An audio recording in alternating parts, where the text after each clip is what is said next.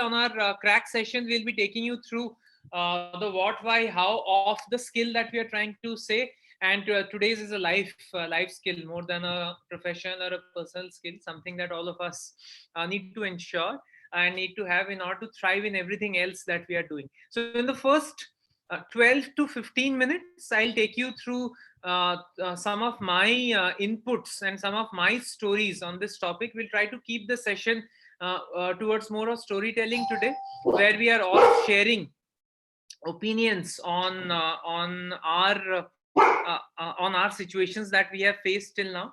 So that would be the first 12 to 15 minutes, and then I'll hand it over to Anam in order to take the second half of the session today on how we can ensure some standard tips in order to ensure a very strong mental health. So I've just mentioned the basic three dimensions of mental well-being. I think a lot of us normally think about the first part, which is the psychological well-being, but our mental well-being is very keenly connected to the rest too also, which is social well-being and emotional well-being. When I say social well-being, I mean enough number of people that we have around us whom we love and who love us back and we care for. And therefore we are part of a overall social happy sphere, and that is what I mean by social well-being. The second bit, which is the emotional well-being, is having an emotional stability at any point of time in our life, which is to maybe reactions to certain situations, which is how we are dealing with certain situations depending on how happy or how sad we are getting in terms of uh, certain problems that we face. Why is mental health important? I think I've picked up the standard definition of the World Health Organization of why this is a very critical part of who we are. First, I think it helps us cope with the stresses of life. I think that's the most basic part, and all of us are facing various stress points in everything that we are doing. Second is in order to make meaningful contributions to our community. I think this is the most important part that WHO has also highlighted, that if we are mentally healthy, we are also able to give back to our community. We are able to make contributions that the community values. And that eventually, ideally, is the purpose that all of us have in our lifetime in terms of giving back something useful. So that is the second part. Thirdly, having good relationships. I think you would have seen people who are successful in relationships normally are very stable in the way they have taken their lifetime till now, and thus stable relationships becomes a important part. Very important, just like a work-life balance. I think mental and physical health goes hand in hand, and if you're mentally healthy, you end up becoming physically healthy also, because you find time for yourself in order to give more time to your physical health. Work productively. Many of us have very difficult working hours and demanding work timings, and therefore a very sound and strong mental health helps us working productively, and therefore in all of this realize our full potential. I think all of this are a given, but as stated by the WHO rightly, these are all reasons why we should be having strong mental health. At this point of time, I would just pick up some stories, some situations from my own lifetime that I have gone through, in order to make sure that mental health is not something that you actually have that imagination of a madman in your life. All of us have had that one person in our society or in the place we live who have torn clothes, who are running around, and therefore we would all tell our children and gotten told ourselves that this is the mad person, you should not become like him. But actually in our day-to-day life, all of us have gone through situations which has pushed us to something which we may or may not have wanted to do in the best of our mental health. And if I've taken examples from home, and many of us would have gone through these: get a job, get married, become an engineer, doctor, lawyer, buy a house. And of course, this is a very important these are important parts of our lifetime, but these are things that obviously tends to increase the uh, uh, increase the stress levels.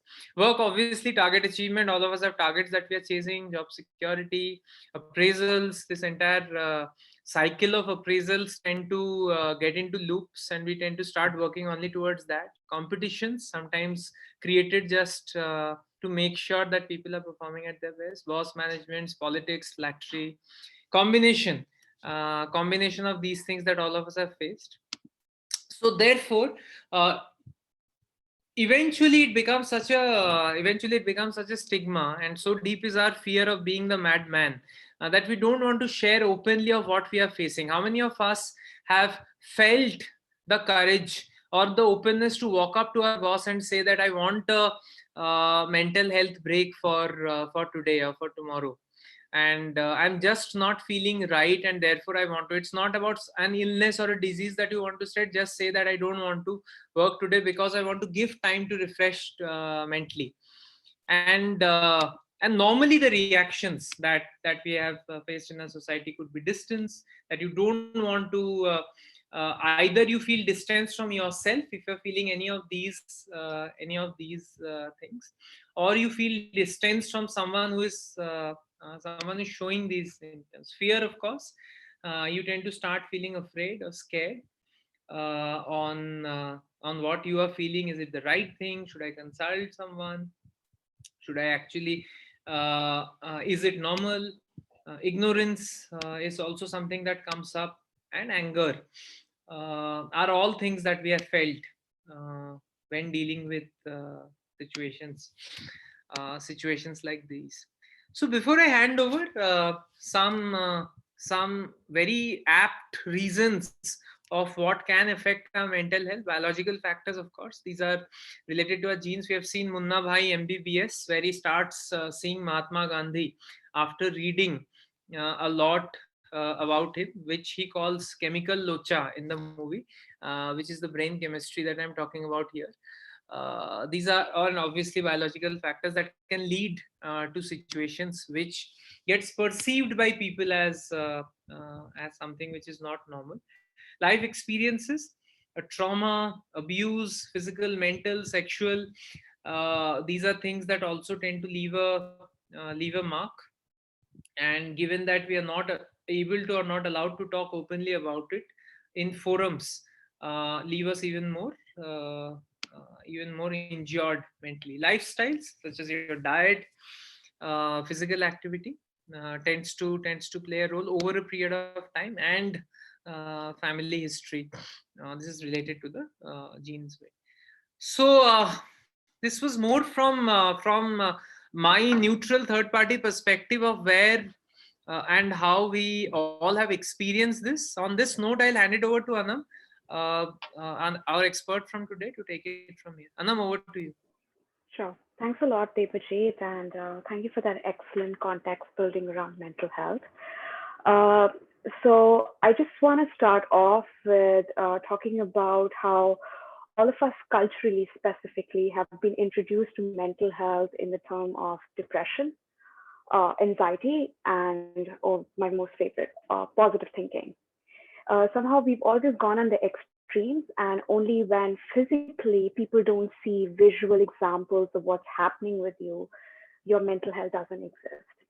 And I want to talk about how being mentally fit is an everyday battle that each one has to consciously learn. And so we're going to move away from the clinical terms of mental health and actually learn proactive things that we could do. So basically, mental fitness is your capacity to feel, think, and act in ways that enhance our ability to enjoy life. Yes, culturally, we're always told that enjoying life should come with a certain amount of guilt. And when you're having too much fun, you're doing something wrong. Somehow that comes from the industrial mindset that the harder you work in the factory, the better you are, and that's how people will love you. So that's our ancestral gene playing in. So I hope I can create that 1% in the mindsets today and change that focus. Next slide, please. Yes, Debojit started with a poll, and it was amazing when I saw 60% of the people were actually saying that they're pretty good right now in terms of their mental health state. And 8% said they were struggling, 24% said they were okay. What's interesting is that we're not permanent on our spectrum of mental health. Every moment we fluctuate, every single moment.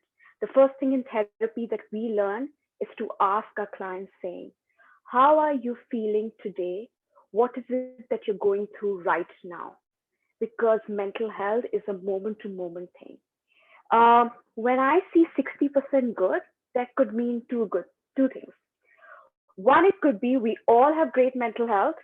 We know this all. We're just here to have fun. The other could be we're so accustomed to always be liked by others that the social desirability sets in because whenever we say, how are you, which is a rhetorical question, everyone says, I'm good. That's what we're trained in our school. That's what we're trained in our workplaces.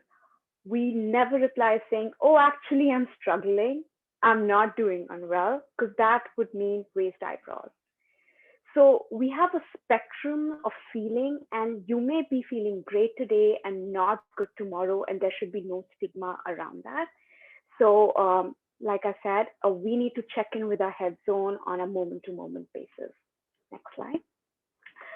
My experience as a psychologist working in social emotional learning in K-12 education, workplace mental health, I've got an opportunity to actually sit on the side and watch successful, resilient people battle one of the biggest mental health issues. And I think that's the biggest perk I get as being a psychologist.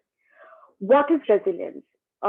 Resilience is your ability to bounce back from a trauma or an event. If we all look at 2020, we're all alive and breathing. So technically, everyone on this call and everyone living on planet Earth are actually resilient human beings because we were faced with a pandemic which no one had a manual to deal with. Now, what's important is when you bounce back from a particular trauma that you're going through, you don't just go back to where you were. You bounce back to a much greater height. There's this particular thing that talks about post-traumatic stress disorder, which is that when someone goes through a massive trauma, losing a loved one, going through a particular accident, they have trauma that they carry throughout their lives. But what researchers and positive psychologists are just figuring out is post-traumatic growth, which means when some resilient human beings go through massive trauma, it could be a fire accident, it could be losing your entire family, they experience a sense of appreciation for life and they bounce back with much more vigor in their life and they're much more resilient, happier human beings. So all of a sudden, you're seeing how the science of mental health, which is only focusing on the negative, has shifted to the positive and says, does trauma make people better human beings? So I'm going to talk about how we could go ahead from adverse situations by being resilient. Next slide. Uh, just back. I'm going to talk about features and personal traits that you can do in your life. I see the media and I see internet and I see how Tesla and Jeff Bezos and Elon Musk, everyone is talking about their successes. And there are pictures of Jeff Bezos working in a garage and saying, see, this man became from this to this. And we somehow look at their success picture by the metrics and his bank account. We never ever ask them, what are the actual personal traits that you had to imbibe to go through every single day of failure? That's somehow not forecasted by by the media because it's not well received, right? So I'm going to talk about traits that resilient champions actually follow and something that you could do on an everyday basis. Next slide. In fact, Anam, on this point, we had a session which was our second session in season 3 where we looked at skills of Elon Musk and Jeff Bezos specifically, the two names that you took in order to what made them successful rather than how successful are they now and how can we reach there. Very interesting point. Yeah. So perfect. Yeah. And I just feel that the first thing is mindset. I don't usually say that, but the theory by Carol Dweck about fixed and growth mindset actually changed my life and changed my narrative of how I would perceive my life. Uh, just a small introduction. Any person who believes in a fixed mindset believes that you're born with certain traits, you have genes, and then God sprinkles some talent on you, and then you figure out your life on how to use those particular skills and talents, and that's it. Whereas the growth mindset believes that you're born, you may have certain talent because genes play a role that could give you a head start in the race, but every single thing you do is learned, and anything that you put effort into can be achieved, right? So, growth mindset says the brain is malleable. Fixed mindset says no, it's fixed. And if you look at our education system, we are to blame. We have certificates and badges and pat on our back saying you're great, you're the topper, and you're the special child. That's why I have so many adults coming to me for counseling because they go to the workplace and say, my boss didn't give me a pat on the back. I didn't get a certificate and a gold medal. Where did we learn all that from? School, right? The idea of you being special means you have something that others don't have. So what happens with fixed mindset was Carol Dweck did this amazing study where she took all these kids inside a classroom and gave them puzzles. Now, the children that had fixed mindset always chose the easy puzzle because they knew they wanted validation from the teacher. They never risked. Their risk-taking factor went down. They said, no, I don't want hard puzzles, right? I'm good at this. I'm great at this. Let me keep doing what I do best. So fixed mindset people never take risk. They just keep repeating what they've learned. I had so many teachers that I worked with. There were teachers with 1 year of experience, but amazing talent and skills.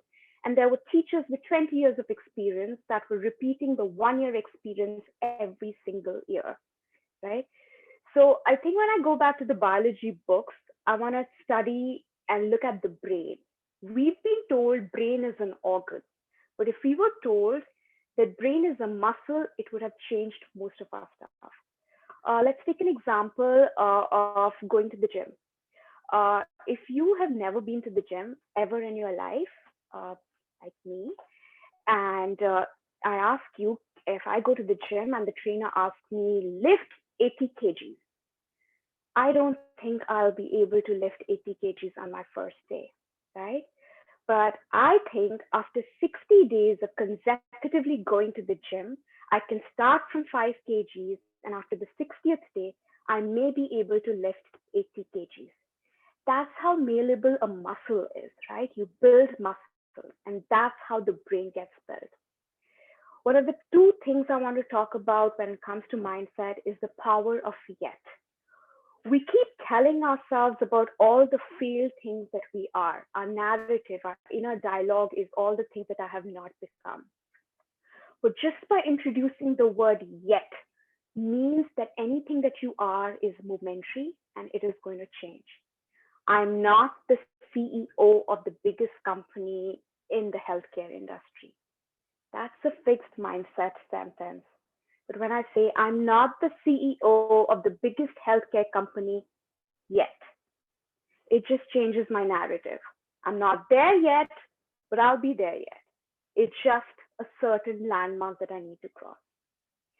One of the reasons why we are more fixed than growth and how it takes so much effort for us to unlearn everything that our parents and our educators have told us is because we, and especially in our workplaces, we are being surrounded by language which is full of praise, which doesn't give us any feedback.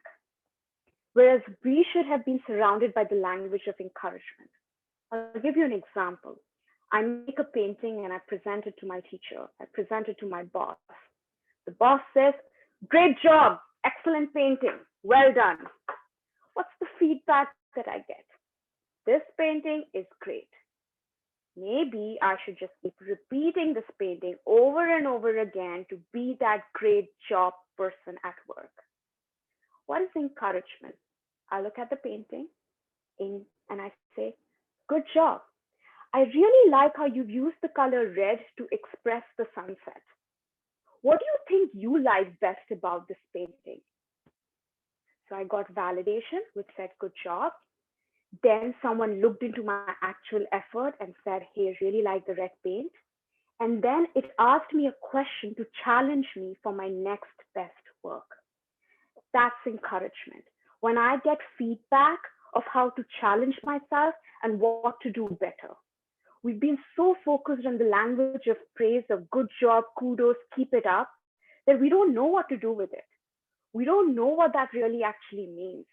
So therefore, we don't know how to do better in our next assignment. So resilient people are constantly looking for feedback, giving the language of encouragement, and actually believe that any and everything is just like a muscle and they just need to go to the gym for that. So resilient people have growth mindsets. Next slide. How would you identify your workplace right now if it's fixed or it's growth? If you're in a university or if you're in a workplace. Workplaces that are focused on performance. I recall Debojit talking about appraisals and deadlines, right?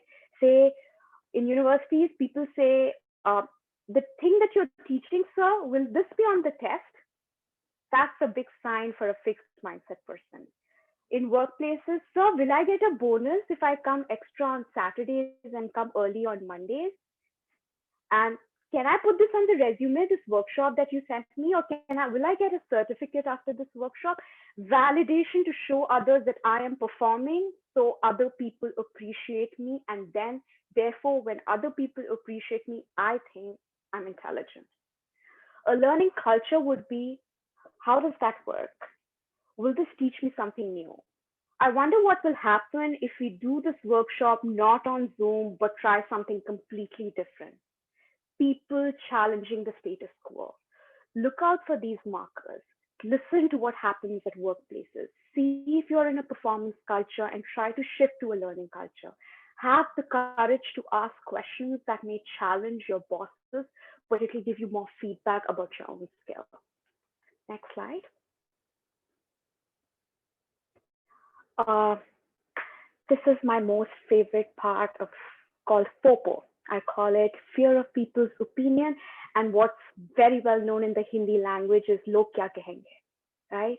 We're so focused on social validation that anything I do needs to be validated, appreciated by every single human being in my nearmost environment.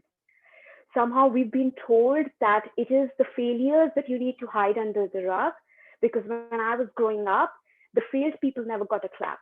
Never ever did they get a clap. But it was always the top 3-star A plus plus people that made me realize that my failures are something I need to be ashamed of. I tried to create this paradigm shift. 13th of October, if you look up, is considered the International Day of Failure. At McKinsey and different schools that I worked in literacy labs that I worked in, we had school leaders come up on stage from the principal to the director in front of students and said, I failed in this particular thing that I never told you guys about, and I still am failing. That just broke the power struggle, saying, oh, these teachers are supposed to be perfect.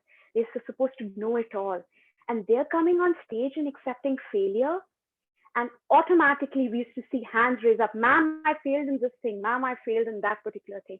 We made failure a part of the safe culture. We made celebrating failure a part of the workplaces, a part of our education system. So when you're going through a particular failure, there are 3 questions. We're all afraid of something. We're all afraid of failure. The fact that you're afraid means you're human. So there are 3 things I suggest that you could go through. One is you have to ask yourself, what is it that I'm scared of? The question is, let's say I want to build a food truck and serve people. My fear is, what if no one likes the food that I sell? Why am I scared of? If no one will like the food that I sell, then I will be a humiliation within my friends and my family, and therefore I will be a bad chef. Now, the third question is the most important question. You ask yourself, why do you want to start? Why did you start in the first place? Why do you want to start the food truck in the first place? And that's the most detailed, passionate answers I usually get. Oh, I want to start the food truck because I'm passionate about making good food, sharing my joy, seeing the joy in people's eyes, and just spreading happiness through food. Well, that was the third question had a detailed, passionate answer. So the first two questions don't mean anything.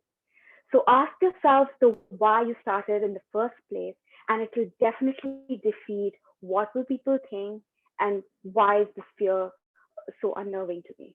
Next slide. This is a very interesting snapshot that I found, and that really defined everything I wanted to say today. Is that we're so defined in the black and white. We've been told by our universities and placement centers that the salary and job title is your definition of success, happiness, well-being, everything. If you don't get that McKinsey and Deloitte, nothing. Can't be done. I was really bad at school, right? I was super bad at school, and that's why I'm so passionate about working back in the education system, right? I never got through Deloitte and I never got through McKinsey, but guess what? I got to work with those people who were struggling in mental health at McKinsey and Deloitte. So if you broaden the spectrum of your success and say a better measure for me is job title, salary, free time, liking what I do, physical health, mental health, you will see that you're failing less because your success is, I want to be successful in two things. And then I say, what have you failed in? People give me around 20 examples of what they failed in. So if you diversify and say, I have 20 success goals, and I know that every single time you go to it, you will take at least one. Don't have two success goals. Don't define your success with black and white while define your failure with all the colors on the rainbow spectrum. Don't do that. Don't have that negativity bias towards your failures. So let's broaden our success stories. Let's include different other bits and realize that a life of well-being is much more than just a salary and a job title. Next slide. Yes. If you go to the self-help section, or if I tell someone that I'm a psychologist, they ask me two things. What am I thinking? And can you tell me something to be positive about? The jargon of positive thinking has been so overused across the media that I don't really know what it actually means.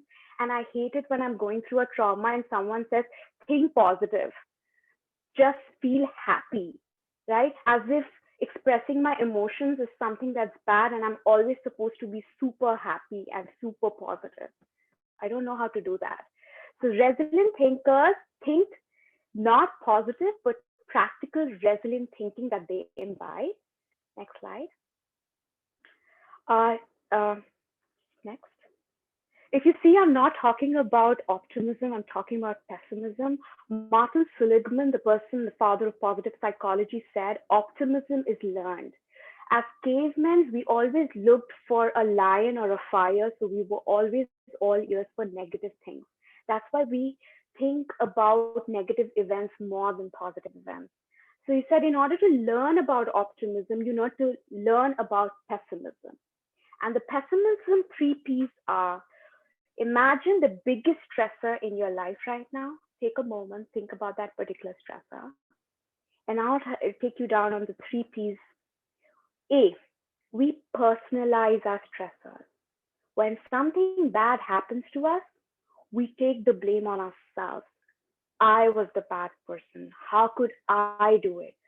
We almost eradicate the external factors of blame. So there were so many factors involved of why a situation happened. No, I'm the one who's responsible. And it's interesting to see, if you look at research, women tend to personalize their failures more than men. Men, on the other hand, are saying, no, I was not successful because so and so did not bring this presentation on time. And women say, oh my God, I'm the worst presenter in the world because of the cultural cues that they get. Permanence. Uh, I messed up at work, so I will always mess up in any presentation that I'm ever given in my life. This setback is permanent. It's never going to go.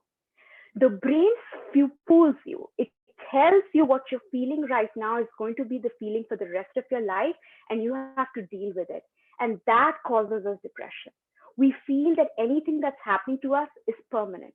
Same goes with happiness. We say, oh, we are happy, this is never going to go, so that any slight sadness comes, we're taken back because we thought happiness is permanent, sadness is permanent. Pervasiveness. Oh, we're so good at it. I'm pretty good at it. When I actually fail in one particular compartment of my life, for example, I get reprimanded by my boss for not doing a good job, I trickle that down to everything that I know about my life. I'm a bad daughter, I'm a bad wife, I'm a bad sibling, I'm just not good enough. Pervasive saying that my particular failure at that particular moment will define every other role that I play in my life, right? How do we combat that?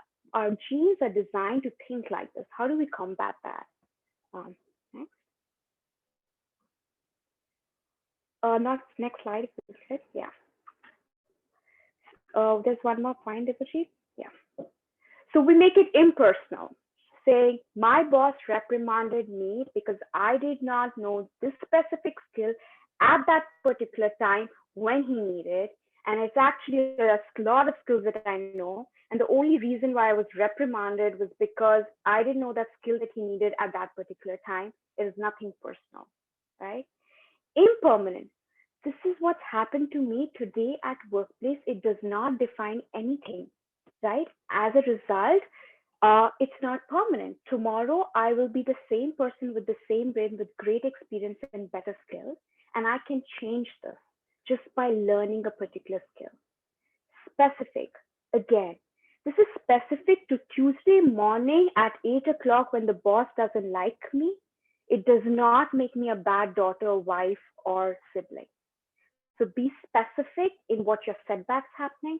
Tell yourself the setback is momentary. It may feel like a lot. It may feel like it's 10 years that you're going through this particular thing. Tell yourself it's not permanent, and remove yourself from the situation, right? Focus on the habit that you could change and not on your personal self. Next slide.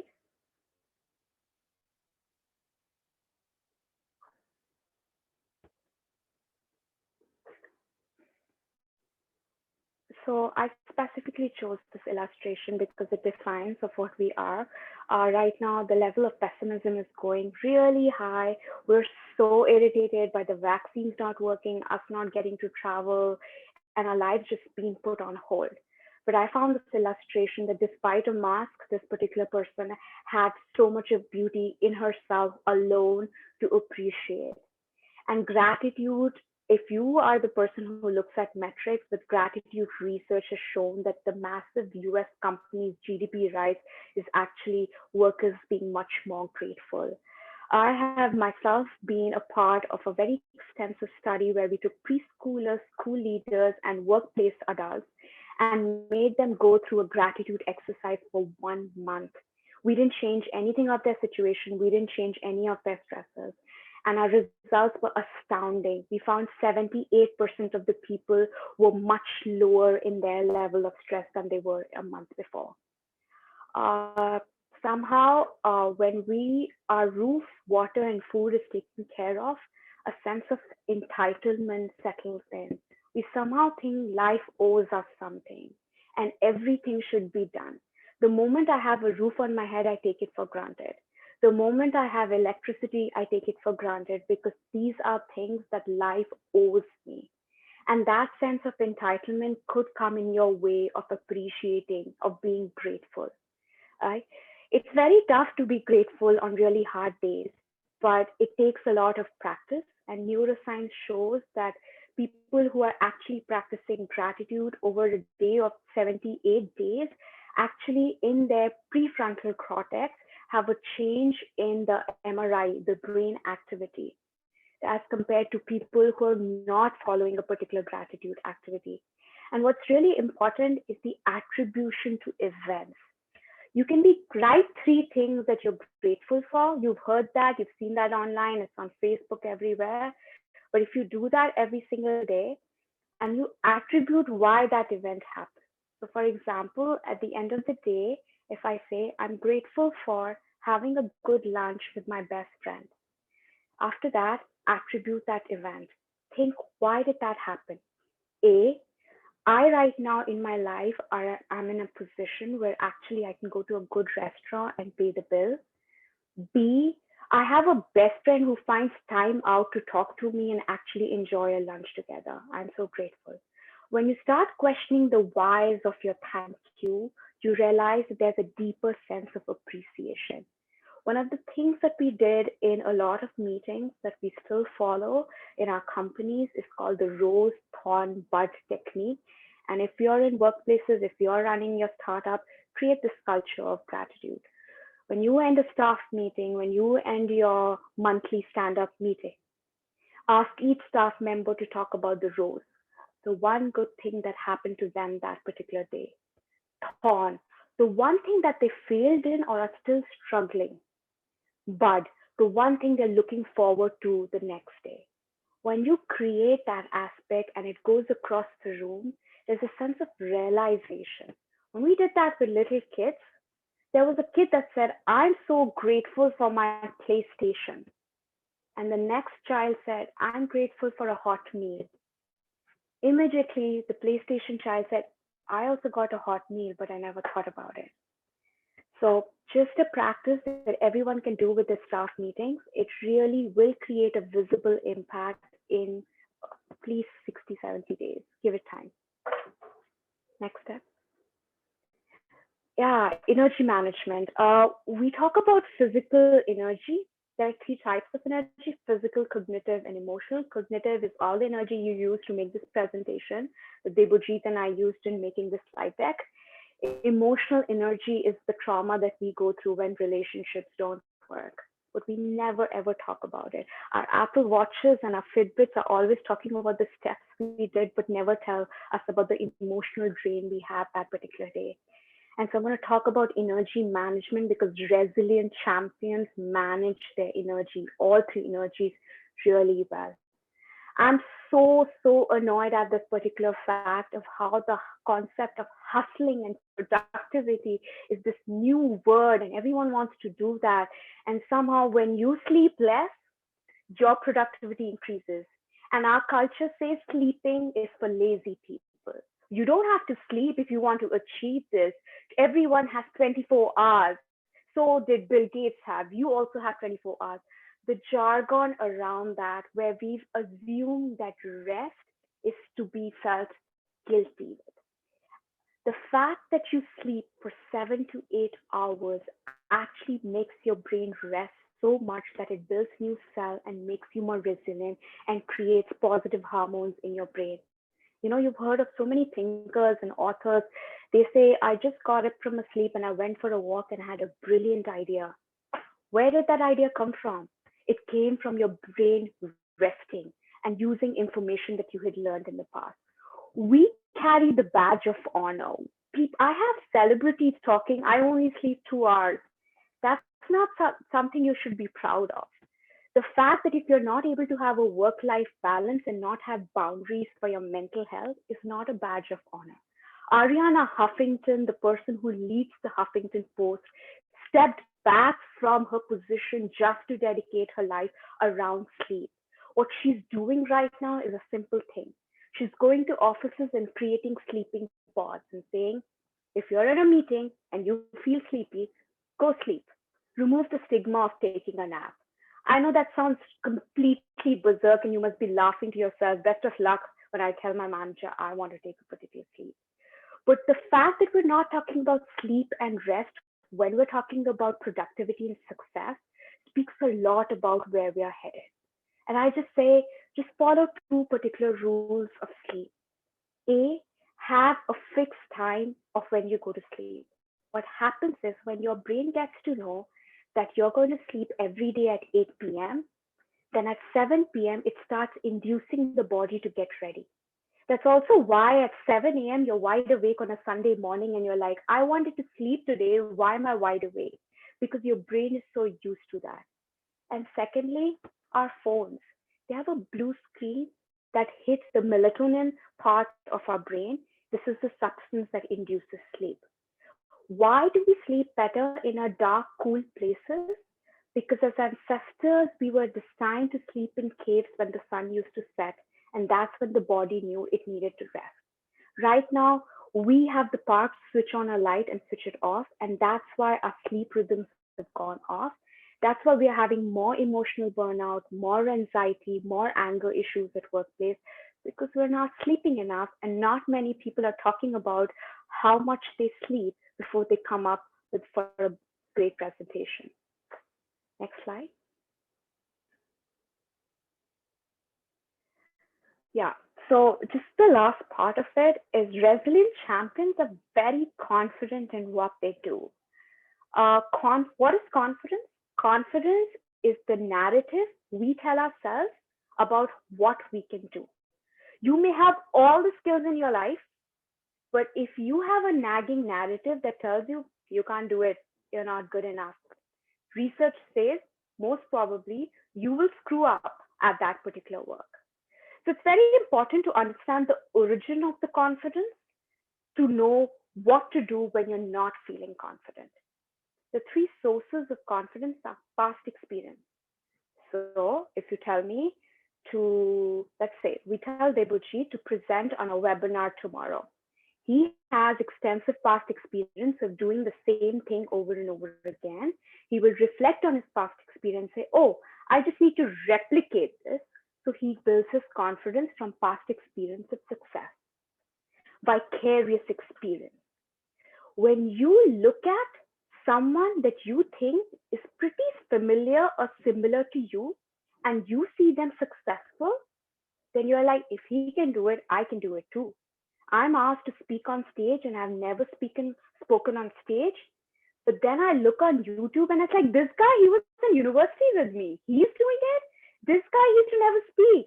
If they can do it, I can do it too, right? That's vicarious experience. You start looking for familiar people like you, age group, gender, likes, commonalities, and say, can I derive my confidence from them? Because their success ladder could mean I can replicate the same success ladder. Verbal persuasion. You have an inner group of trusted people. It could be your bosses, your spouses, your family, your siblings, whoever. They mean a lot to you. If they give you good feedback, you can do it. I think you're brilliant the last time you do it. You think their voice is really important. You listen to it, you repeat it in your mind, and it becomes your internal dialogue. So you derive confidence from there. So the three sources when you're not feeling confident is look for your past experience if you've done something like this before. If you've not, look for vicarious experience of people you think are like you and have done something like this. And if you can go to your inner circle and see if you can get positive verbal persuasion. A great example for that would be, next slide. Absolutely a big fan of Sir Roger Bannister, so I'm very passionate to share his story with you. This is in the 1950s, a 25-year-old young chap, not an athletic person at all, is in the medical center studying science, and the Olympics are coming up. So he's like, I'm going to do a mile in 4 minutes. This is 1950s, something that was unheard of. The entire medical team comes and says that's impossible. You're doing it for the Olympics. It's impossible. No human being with that stamina can do it. It's impossible. He did it. He broke the record. Now, the good part is the story doesn't end there. The year Roger Bannister made 4 miles in 1 minute, after that month, 37 people did the same thing and actually broke his record. The reason why I'm giving you the example was there was something that people said no one could do. Roger Bannister did that, and he became the vicarious example of if he can do it, I can do it too. And all of a sudden, everyone started breaking his record.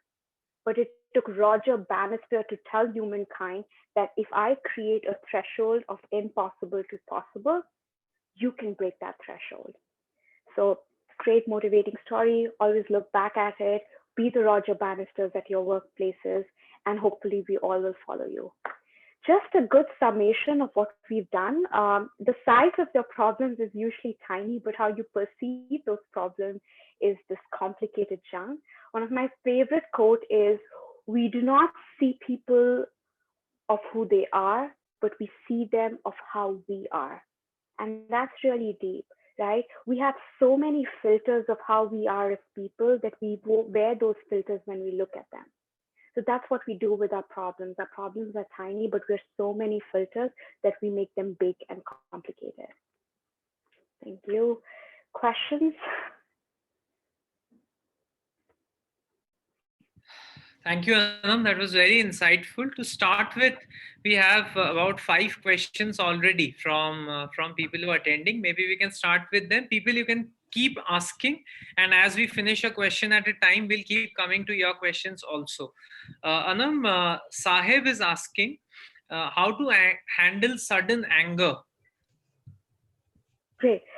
So the what, why, and how with this immediate anger, we suggest as therapists is to step away from the situation, is create safe situation where you don't have triggers of what's happening to you, and then take a moment of mindful breathing. And then I find it very helpful to jot down my feelings, because the brain thinks all of the anger that I have on that particular person, I'm actually saying that aloud.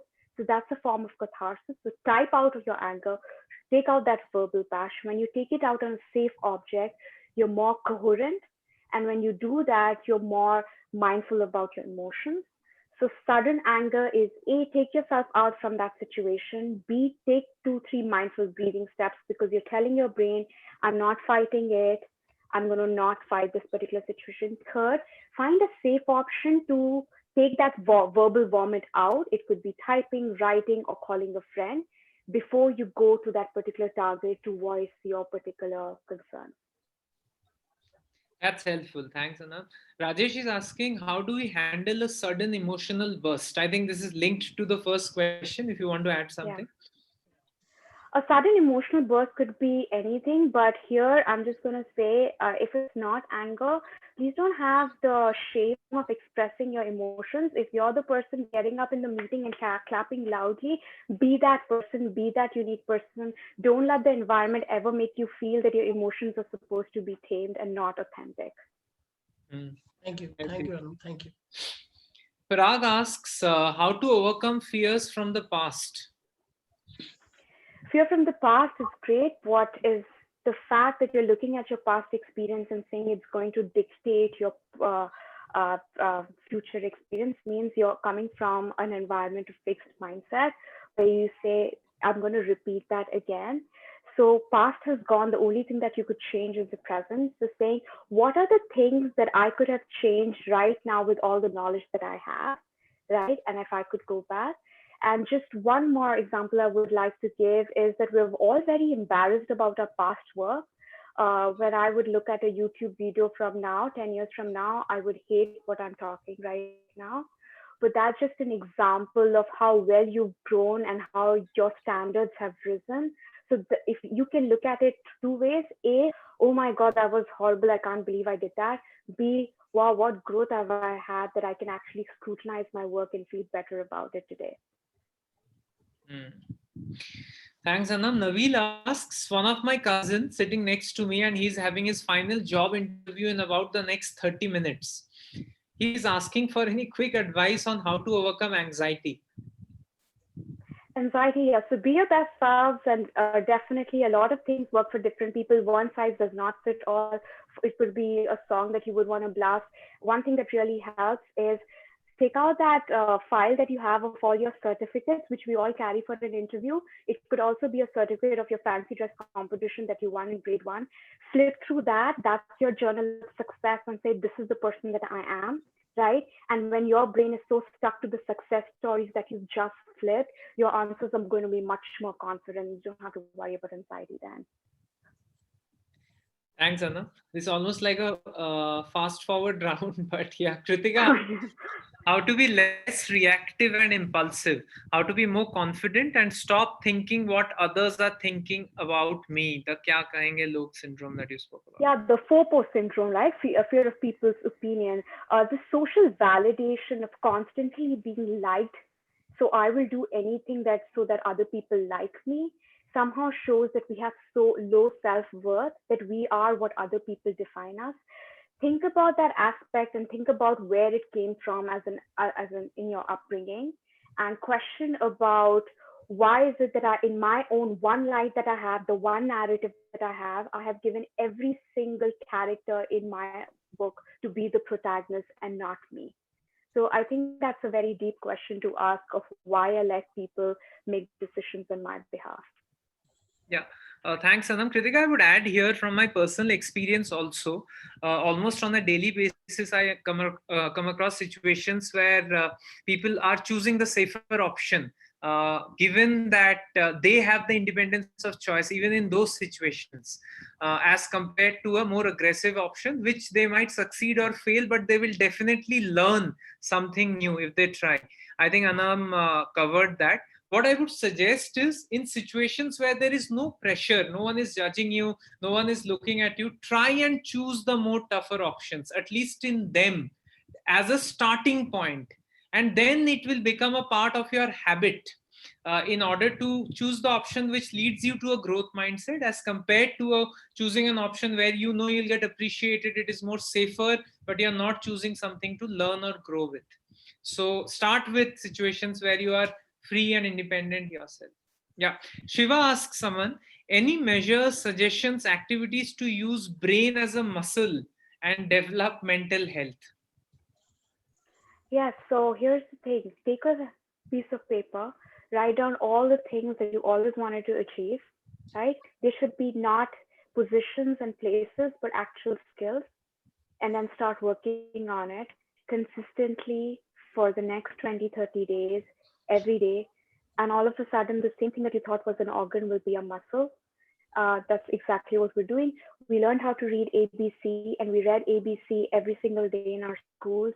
And now we don't only read words, we read sentences, books, research papers. How did that happen? It was just a muscle that we worked on, a skill every single day.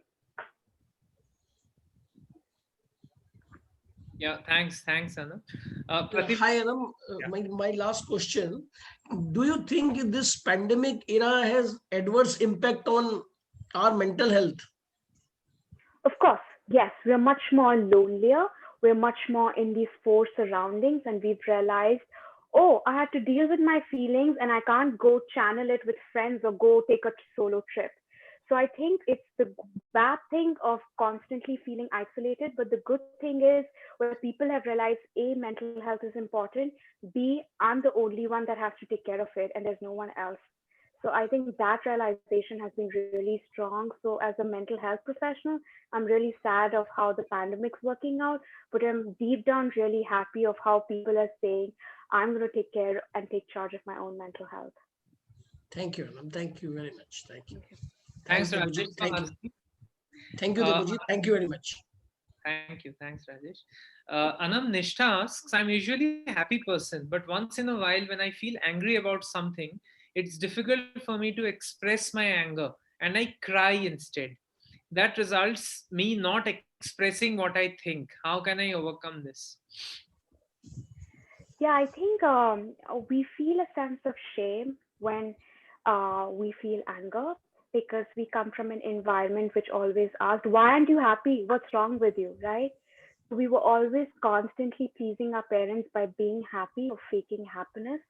So when we face anger and we have tears, deep down, it's basically an instinct that says you failed here of being happy. So we're failing at expressing an emotion that we think we should be shameful for. So remove the shame around anger. You're human if you have anger. You should have anger, and that's a good outlet. And the fact that you should be proud and say that the fact that something disturbs me so much that I get angry and it has tears in my eyes means I'm so passionate about this particular thing that's affecting me. So I think if you remove the shame and have confidence and say this is not a bad thing to feel, because negative emotions are as important as positive emotions, then maybe the tears will reduce. And even if they don't, that's your expression of anger, right? Finally, you've seen examples of people thumping their fist on the table and logging out of from Zoom meetings as anger. We need examples where people cry in anger, and that will normalize kindness. I'll join you. Beautiful answer. Beautiful answer, Anna. Kritika asks again, how to stop comparing oneself with others. Again, it takes a lot of time. I'm still learning, and so are other people learning, because every competition that we've heard is always competing with other selves and not competing with ourselves. So when you enter something that's you feel it's competitive, create your success goals and say, I'm competing with myself, and then at the end of the day, I want to see what success looks like to me, right? You will obviously, the world will tell you what success looks like in comparison to others, but have your own list of success, diversify that and say, this is what success means to me, right? It could not be a first position on a particular competition, but could be the fact that you entered the competition. That would be a success thing. So make your own set of success goals. Thanks, Anam. We'll take maybe 3 to 4 questions more as they keep coming in. I'm getting a lot of questions privately also. Shrestha asks, overthinking is a huge problem for me. I could start out with getting low marks on a test and end up thinking about certain unpleasant extremes. And then I have a productivity block for a few days that follow. How can I work on this? Yeah, sometimes we use overthinking as a way of procrastination too, right? I can't do this. Let me overthink about how many times I failed to do this particular thing. So you got to check about what is your trigger for overthinking? Are you doing it when you're zonked with deadlines, or are you doing it when you're alone? Find those triggers and try to change that environment. So I know my triggers of overthinking when I don't have work and I don't have anything in my schedule. That's when my brain says, oh, time to overthink. So that's my trigger of identifying those particular aspects in my environment, people that make me overthink, and trying to negate from that aspect. So yeah, find your triggers. Yeah, Shasha says thanks, Anam. That was really helpful. Anam, last question, maybe from my side. Personally, what do you think are the possible measures we can take as part of the society or community to take this message forward in an even stronger way? Just like the COVID vaccine that many of us are taking and will take in future, I think one conversation or multiple conversations all of us warrant in order to become more mentally healthy from where we are. What's your opinion of it? How can we make it more widespread, this awareness? I think we need more spokespeople at the right positions and the higher up to get up and say that they go through mental health challenges, and the fact that they talk about it, and they don't talk about it in a pity state, or they don't talk about, I was depressed yesterday and look at me now, how successful.